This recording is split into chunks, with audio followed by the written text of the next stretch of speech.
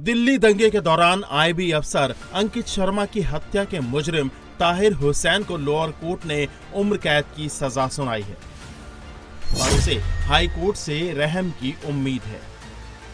लेकिन दिल्ली को दंगे की आग में झोंकने और एक काबिल अफसर की हत्या के इस गुनहगार को अब फांसी की सजा देने की मांग तेज हो गई है। अंकित शर्मा की फैमिली इस मामले को रेयरेस्ट ऑफ रेयर मानते हुए ताहिर की फांसी की मांग कर रही है। हमारे परिवार की सर जब से ये इंसिडेंट 25 फरवरी 2020 से जो इंसिडेंट भाई के साथ हुआ था, वो अपनी ड्यूटी करते हुए देश के लिए शहीद हुआ था। परिवार की से पहले से ही ये मांग थी कि जो दोषी है इनको कड़ी से कड़ी सजा मिलनी चाहिए और कोर्ट को इस केस को रेयरेस्ट ऑफ रेयरेस्ट केस में देखते हुए दोषियों को फांसी की सजा मिलनी चाहिए थी और ये लाइफ इम्प्रिजमेंट की सजा मिली है और आज मिला है हमारे भाई को इंसाफ। इसके लिए थोड़े हम संतुष्ट है, पर यदि केस दिल्ली हाई कोर्ट में जाता है तो हम चाहते हैं कि भाई को इस केस को रेयरेस्ट ऑफ रेयरेस्ट केस में देखना चाहिए दिल्ली हाई कोर्ट को और जो दोषी है उनको कड़ी से कड़ी सजा फांसी की सजा मिलनी चाहिए। आईबी अफसर अंकित शर्मा का परिवार ताहिर हुसैन की फांसी की मांग कर रहा है, लेकिन कोर्ट के फैसले पर सियासत शुरू हो गई है। एक तरफ जहां असदुद्दीन ओवैसी की पार्टी कोर्ट के फैसले पर सवाल उठा रही है, पार्टी का कहना है कि कोर्ट से इंसाफ नहीं मिला, तो बीजेपी और आम आदमी पार्टी एक दूसरे पर निशाना साध रहे हैं।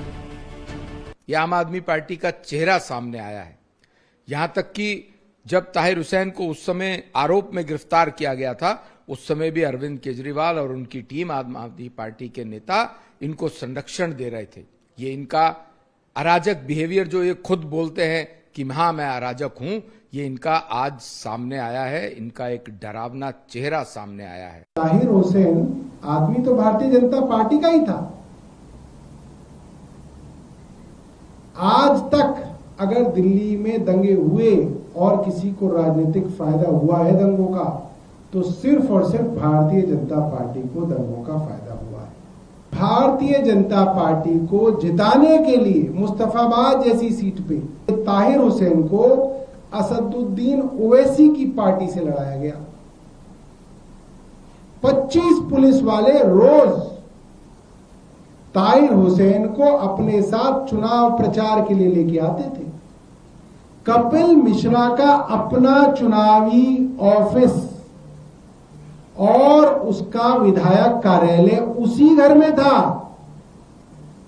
ताहिर हुसैन के उसी घर पे था जिस घर पर आरोप लगा है कि वहां पर दंगों को लेके हथियार या पत्थर या जो भी आरोप थे वो मौजूद थे। ताहिर हुसैन जो हमारे MIM पार्टी के प्रत्याशी थे पिछले चुनाव में, हमारी पार्टी के मेंबर भी हैं। अफसोस हुआ जान करके कि उनके साथ न्याय नहीं हुआ।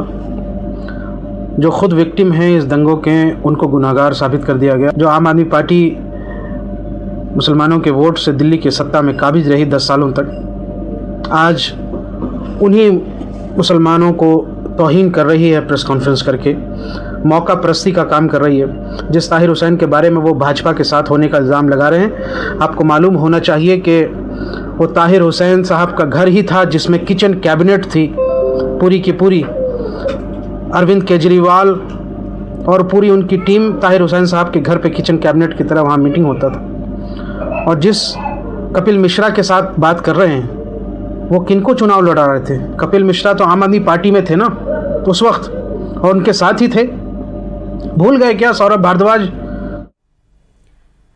और अब देश भर के लिए बड़ी राहत की खबर, जहां कंपनियों ने आज से 19 किलो वाले कमर्शियल LPG गैस सिलेंडर की कीमतों में एक बार फिर से कटौती की है।